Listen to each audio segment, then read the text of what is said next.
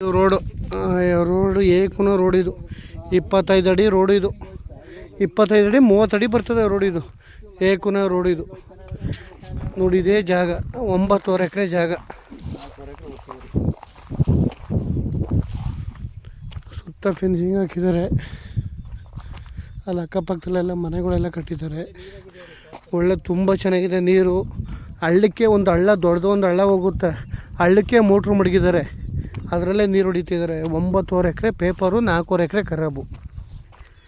ತುಂಬ ಚೆನ್ನಾಗಿದೆ.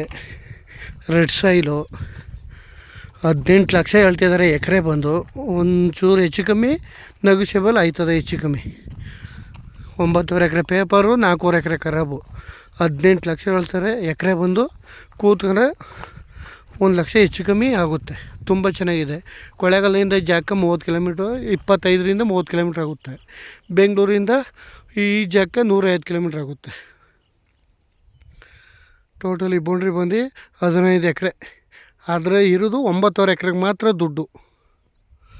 ಅಕ್ಕಪಕ್ಕದಲ್ಲೆಲ್ಲ ಮನೆ ಫಾರ್ಮ್ ಹೌಸ್ಗಳು ಮಾಡಿದ್ದಾರೆ, ಜೋಳ ಹಾಕಿದ್ದಾರೆ. ಸುತ್ತ ಈ ಥರ ಚಾರ್ಲಿ ಫೆನ್ಸಿಂಗ್ ಮಾಡಿದ್ದಾರೆ. ತುಂಬ ಚೆನ್ನಾಗಿದೆ. 9.5 ಎಕರೆ ಪೇಪರು, 4 ಎಕರೆ ಖರಾಬು. 18 ಲಕ್ಷ ಹೇಳ್ತಾರೆ, ಹೆಚ್ಚು ಕಮ್ಮಿ ನೆಗೋಷಿಯಬಲ್ ಆಗುತ್ತೆ.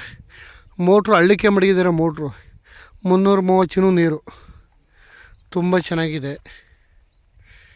ಕಡಿಮೆ ಬಡ್ಜೆಟಲ್ಲಿ ಕೇಳೋರು ಆರಾಮ ತಗೋಬೋದು ಸರ್. ಇದು ರೋಡ್ ಗೀಡೆಲ್ಲ ಶಿಸ್ತಾಗಿದೆ. 30 ಅಡಿ ರೋಡು. ಈ ಥರ ಮಿಸ್ ಹಾಕಿದ್ದಾರೆ ಫೆನ್ಸಿಂಗು. ಒಕ್ಕಡೆ ತಂತಿ ಫೆನ್ಸಿಂಗ್ ಹಾಕಿದ್ದಾರೆ. ಚೆನ್ನಾಗಿದೆ. ಜೋಳ ಹಾಕಿದ್ರು, ಜೋಳ ಕಟಾವು ಮಾಡಿದ್ದಾರೆ. Full red soil. 4 ಎಕರೆ ಖರಾಬು, 9.5 ಎಕರೆ ಪೇಪರು.